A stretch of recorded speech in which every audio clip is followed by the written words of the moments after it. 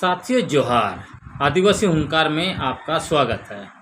लोकसभा चुनाव परिणाम आने के बाद अब विधानसभा चुनाव को लेकर झारखंड में चुनावी सरगर्मी तेज हो गई है। छत्तीसगढ़ और उड़ीसा में सरकार बनाने के बाद अब भाजपा हर हाल में झारखंड में विधानसभा चुनाव जीतकर सत्ता पर काबिज होना चाहती है। इसका मूल कारण यह है कि यह इलाका प्राकृतिक संसाधनों से भरा पूरा है और खासकर यहाँ खनिज संपदा जिसमें कोयला, आयरन ओर और बॉक्साइट प्रचुर मात्रा में है। पूंजीपतियों की नज़र यहीं पर है और भाजपा पूंजीपतियों का सबसे बड़ा हितैषी पार्टी है। भाजपा ने मध्य प्रदेश में जबरदस्त जीत दिलाने वाले पूर्व मुख्यमंत्री एवं केंद्रीय मंत्री शिवराज सिंह चौहान और असम के मुख्यमंत्री हेमंत बिस्वा शर्मा को चुनाव प्रभारी बनाया है। भाजपा के चाणक्य कहे जाने वाले अमित शाह ने झारखंड विधानसभा चुनाव जीतने के लिए पार्टी को ब्लूप्रिंट तैयार करने का निर्देश दिया है।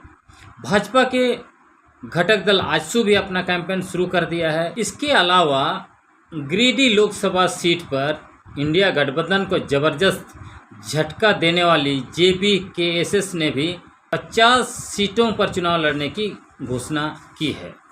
दूसरी तरफ सत्तारूढ़ इंडिया गठबंधन भी अपना चुनावी अभियान शुरू कर चुका है। झारखंड में इंडिया गठबंधन के बड़े घटक दल झारखंड मुक्ति मोर्चा निरंतर जो है कि कैंपेन मोड में है। झारखंड मुक्ति मोर्चा के नेता व मुख्यमंत्री चंपाई सोरेन के नेतृत्व वाली सरकार अलग अलग योजनाओं को लागू कर रही है। जल्द से जल्द सारे कार्यों को निपटाना चाहती है ताकि जनता के बीच में अच्छा मैसेज जाए। पार्टी की स्टार कैंपेनर कल्पना सोरेन विधानसभा चुनाव का बिगुल फूंक चुकी है। गांडे उपचुनाव जीतने के बाद उनका हौसला बुलंद है। उधर कांग्रेस भी दिल्ली में उच्च स्तरीय बैठक बुलाई है। तो आप देख सकते हैं कि विधानसभा चुनाव जो है कि बहुत नज़दीक है और पार्टियां अपना तैयारी शुरू कर चुकी है। इसमें देखना यह है कि पलड़ा किसका भारी है। क्या इंडिया गठबंधन अपना सत्ता बरकरार रख पाएगा या झारखंड का सत्ता NDA छीन के ले जाएगा। लोकसभा चुनाव परिणाम के आधार पर भाजपा दावा कर रही है कि NDA को राज्य के 81 विधानसभा सीटों में से 50 सीटों पर बढ़त हासिल है, जबकि इंडिया गठबंधन को सिर्फ 29 सीटों पर बढ़त मिली है। इसलिए NDA की सरकार बनना लगभग तय है। लेकिन इस चुनाव परिणाम के आधार पर यदि आप 2019 के लोकसभा चुनाव परिणाम और विधानसभा चुनाव परिणामों का विश्लेषण करेंगे तो यह बिल्कुल भी तर्कसंगत नहीं दिखाई पड़ता है। 2019 के लोकसभा चुनाव में NDA को राज्य के 14 लोकसभा सीटों में से 12 सीटों पर सफलता मिली थी, जिसमें भाजपा को 11 और आजसू पार्टी 1 सीट जीती थी। वहीं इंडिया गठबंधन जो UPA के रूप में जानी जाती थी उसे सिर्फ 2 सीटों पर संतोष करना पड़ा था। लोकसभा चुनाव में भारी सफलता के बावजूद झारखंड विधानसभा चुनाव में NDA को सिर्फ 27 सीटों से संतोष करना पड़ा, जिसमें भाजपा को 25 सीटें मिली और आजसू को 2 सीटें। वहीं लोकसभा चुनाव में काफ़ी खराब प्रदर्शन रहने के बावजूद UPA को विधानसभा चुनाव में 47 सीटों के साथ पूर्ण बहुमत मिला था। इस बार का लोकसभा चुनाव परिणाम अलग है। इंडिया गठबंधन ने झारखंड में आदिवासियों के लिए आरक्षित 5 सीटों पर भाजपा का सुपड़ा साफ कर दिया है और NDA को इस बार 9 सीटें मिली हैं, जिसमें भाजपा को 8 और आजसू पार्टी अपना पुराना सीट बरकरार रखने में सफल हुई है। इस तरह से एनडीए को 3 सीटों का नुकसान और इंडिया गठबंधन को 3 सीटों का फायदा हुआ है। इस आधार पर अगर देखेंगे तब निश्चित तौर पर इंडिया गठबंधन का पलड़ा भारी है। दूसरी बात यह है कि आदिवासी नाराज हैं भाजपा से, और नाराज होने का कारण बिल्कुल स्पष्ट है। रघुवर दास के शासनकाल में जिस तरह से आदिवासियों की ज़मीन, जंगल और उनका बचा खुचा इलाका है, खनिज संपदा है, सबको लूट कर पूंजीपतियों को सौंपने के लिए जो प्रक्रिया अपनाई गई, चाहे वो लैंड बैंक बनाने की प्रक्रिया है, CNTSPT कानून में संशोधन किया गया, या फिर ग्लोबल समिट आयोजित करके पूंजीपतियों के साथ 210 MOU करने का बात है, या फिर पत्थलगड़ी आंदोलन को कुचलकर 11,109 आदिवासियों पर देशद्रोह का मुकदमा किया और 115 लोगों को जेलों में डाल दिया।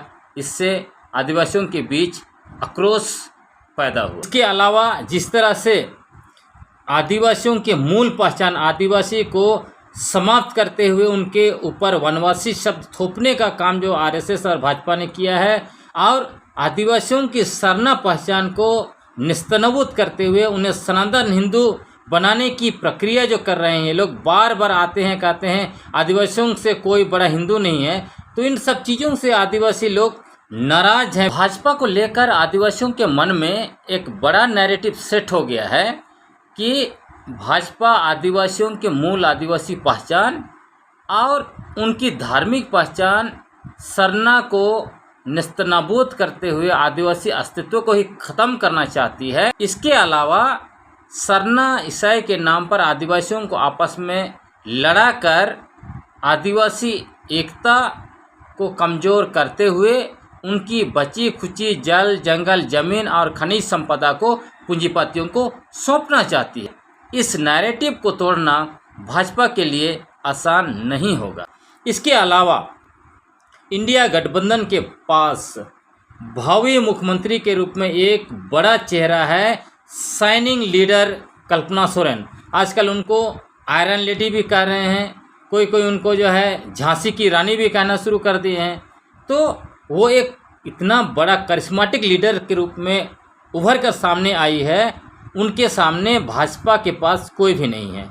यदि आप देखेंगे बाबूलाल मरांडी, तो वो एक तरह से दागे हुए कारतूस हैं। अर्जुन मुंडा फिलहाल चुनाव हारे हुए हैं, तो इतना जल्दी उभरना उनके लिए मुश्किल है।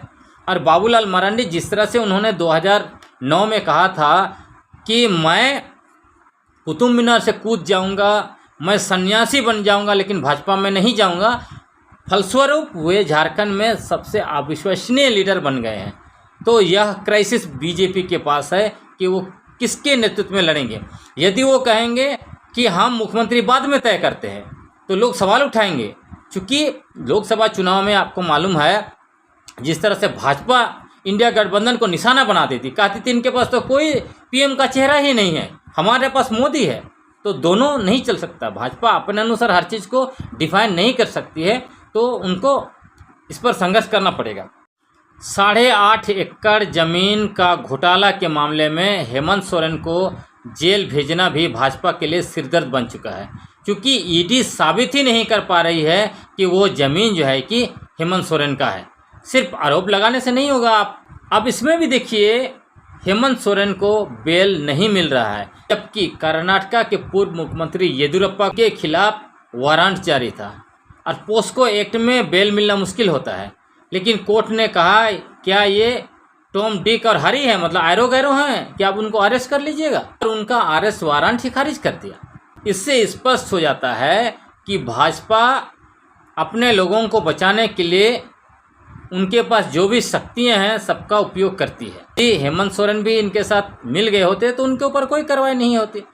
हेमंत सोरेन को फर्जी केस में जेल में डालने की वजह से आदिवासियों के बीच में भाजपा के खिलाफ नकारात्मक संदेश गया। भाजपा के लिए सकारात्मक चीज़ यह है कि उनके पास पैसा का ताकत है, पूंजीपतियों का ताकत है, केंद्र सरकार और कई राज्यों में उनकी सरकारें हैं, उसके साथ साथ RSS है, तो सभी लोग जो है कि मिलजुल के कैंपेन करेंगे। इसके अलावा मीडिया उनका है, सारे जांच एजेंसियां उनके हैं, जिसका वो लोग भरपूर उपयोग करेंगे। और इसके साथ साथ मुझे लगता है कि उनको शायद कोई गैर आदिवासी चेहरा को लाना पड़ेगा। यदि वो ऐसे करते हैं तो शायद उनको उसका फ़ायदा मिल सकता है, क्योंकि लोकसभा चुनाव परिणाम में भी दिखाई दिया कि गैर आदिवासी लोग ही उन पर भरोसा कर रहे हैं।